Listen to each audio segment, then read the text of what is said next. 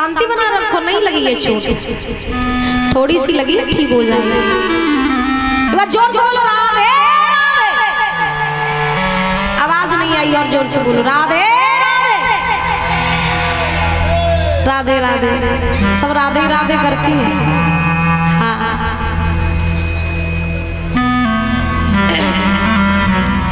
हिमांचल ने जब उस कन्या की हस्तरेखा दिखवाई नारद जी के द्वारा, तो नारद जी ने हिमांचल से कहा कि सुनो हिमांचल, तुम्हारे घर में जो बेटी है ना, ये कोई साधारण नहीं है, बल्कि तुम्हारे तो भाग्य खुल गए जो तुम्हारे घर में साक्षात लक्ष्मी आई है। तुम जानना चाह रहे हो ना तुम्हारी बेटी के आचार विचार कैसे होंगे, बड़ी होकर के क्या करेगी, इसका विवाह किसके साथ में होगा। तो सुनो, तुम्हारी बेटी का विवाह देवों के देव महादेव के साथ में होगा। बड़ी होकर के भगवान की बहुत बड़ी भक्त होगी, अनंत भक्त होगी, तपस्या करेगी, कई वर्षों तक तपस्या करेगी जाके। इसलिए हम इसका नाम रख रहे हैं पर्वतराज की बेटी पार्वती। क्या नाम रखा? पार्वती। पार्वती नाम रखा।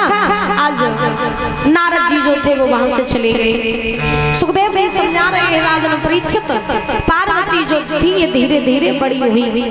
जब पार्वती बड़ी हुई तो बचपन से ही पार्वती के मन में भोले बाबा के नाम की लगन लग गई।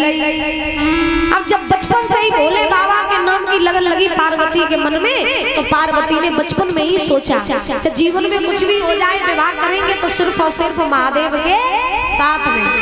अगर इस जन्म में शादी न हुई, 7 जन्मों तक इंतजार करूंगी, लेकिन विवाह करूंगी तो सिर्फ और सिर्फ भोले बाबा के साथ में। उसी समय आज पार्वती के मन में बचपन से ही महाराज लगन लग गई। अब घर पे रह करके तो वो भजन कर नहीं पाती थी। एक दिन उन्होंने हिमांचल से कहा, बोले बाबा आप कहो तो हम जंगल में जाकर के तप कराएं। हिमांचल ने कहा जाना चाहती हो तो चली जाओ। तो ये पार्वती जो थी ये जंगल में आई है। जंगल में आकर के पार्वती ने समाधि लगाई, तप किया। जब तप किया तो तप ऐसा किया कि पार्वती घर परिवार भूल गई, खुद को भी भूल गई, सिर्फ महाराज भोले बाबा को स्मरण करके और आज तपस्या करने लगी।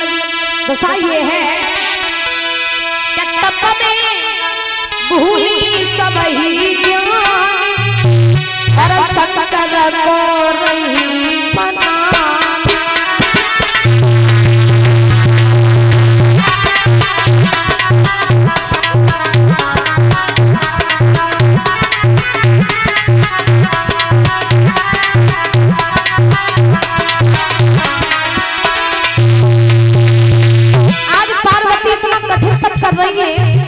भोले बाबा के नाम की माला जप रही है और सोच रही है इस जन्म में शादी नहीं हुई तो 7 जन्म लेंगे, शादी करेंगे तो उन्हीं के साथ। तप में भूली सब ही और शक्कर को नहीं बना।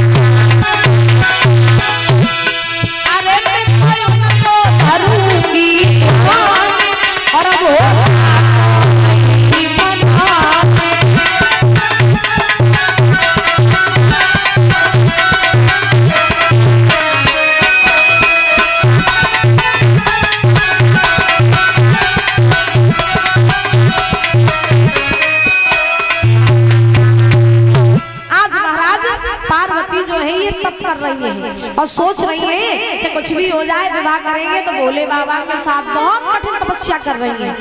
अच्छा, जहाँ प्रेम होता है वहाँ इंतजार होता है, वहाँ धैर्य होता है। पार्वती ने बहुत कठिन तप किया। रही, इतनी कठिन तपस्या कर रही है कि उनके शरीर पर ना मिट्टी खट्टी होने लगी, चींटियां घर बनाने लगी, इतनी कठिन तपस्या।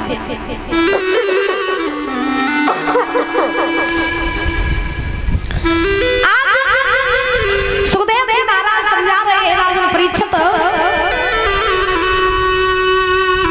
भोले बाबा ने देखा कि पार्वती बहुत कठिन तप कर रही है, तो भोले बाबा सोचने लगे कि क्यों ना पार्वती की परीक्षा लेनी चाहिए, देखिए ये हमसे कितना प्रेम करती हैं। तो उसी समय भोले बाबा ने सप्तऋषियों को भेजा और सप्तऋषियों को भेज करके कहा कि तुम चले जाओ पार्वती की परीक्षा ले आओ।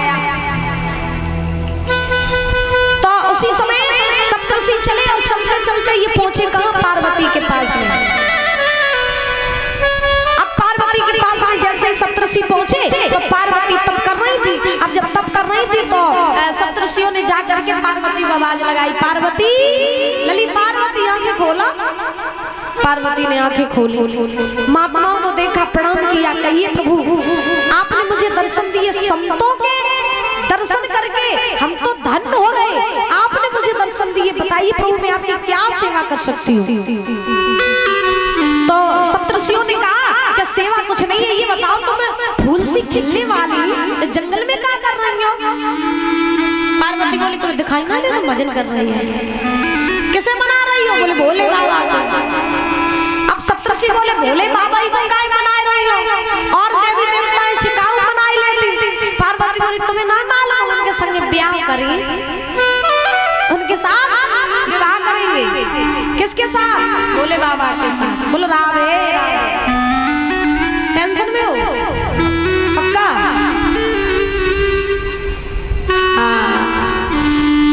अब पार्वती ने कहा कि विवाह करेंगे तो सिर्फ भोले बाबा के साथ, और सप्तऋषियों हम उनके साथ विवाह करेंगे, इसलिए हम उनके नाम की माला जप रहे हैं। सप्तऋषि हंसने लगे।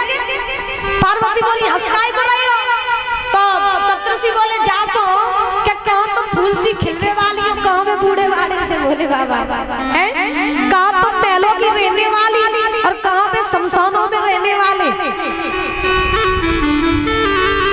भोले बाबा के न कोई आगे न कोई पीछे, न घर को न घाट को न कोई बाहर को है। समाधि लग जाए तो बरसों तक लगी रहती है, खेवे को भोजन नहीं, रहवे को मड़ैया नहीं, भूतन के संग रात है, सांप बिच्छू डालते हैं। ऐसे भोले बाबा के संग तुम शादी करोगी पार्वती? काहे अपनी जिंदगी नरक बना ली? पार्वती बोली अच्छा तो तुम हमें बताना आए हो कि हम शादी करें भोले बाबा के संग या न करें? सप्तऋषि बोली हाँ तुम जो हम महलों की रहने वाली हो और कहाँ भी कैलाश पर रहने वाले भोले बाबा, उनके संग ब्याह न करो तुम। अब पार्वती ने सप्तऋषियों से कहा सुनो तुम हमें प्रेम की परिभाषा सिखा रहे हो ना, तुम हमें बता रहे हो कि हम प्रेम किससे करें किससे न करें। तुम्हें नहीं मालूम है जहाँ प्रेम होता है वहाँ सकल सूरत देखी नहीं जाती है, वहाँ घर मकान देखा नहीं जाता है। प्रेम शरीर से नहीं, प्रेम घर मकान से नहीं, प्रेम तो आत्मा से होता है। और सुनो तुम्हें नहीं मालूम एक बात हम बताएं तुम्हें, दिल के बाजार में दौलत देखी जाती, प्रेम हो जाए तो सूरत देखी जाती।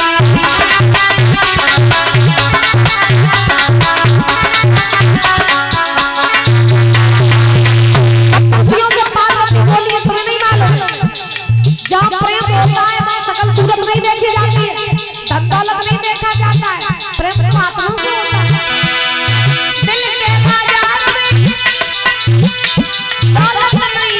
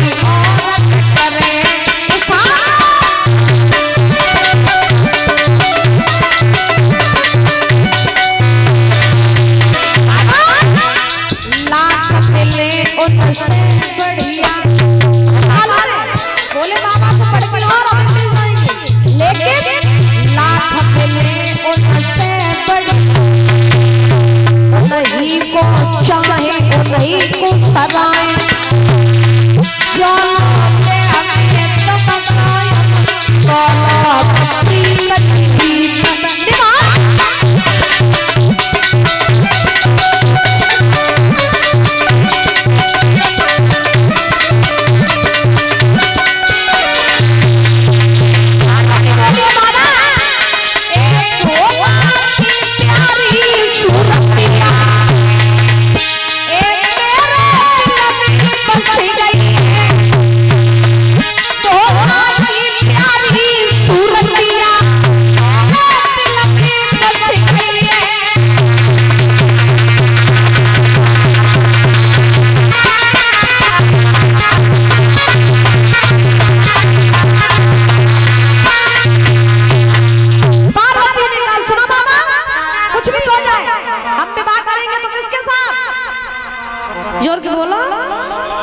भोले बाबा के साथ कुछ भी हो जाए उन्हीं के साथ विवाह करेंगे। सप्तऋषि बोले नहीं माने, बोले नहीं माने। सप्तऋषि बोले सुना तुम महलों में रहती हो, वो शमशानों में रहते हैं। पार्वती बोली रह लिए।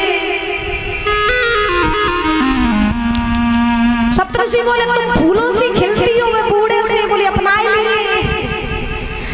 ब्याह करे तो कई संगे माने हम काउगी नहीं। सप्तऋषि बोले एक बात तुम्हें हम बताएं लली। पार्वती बोली बता।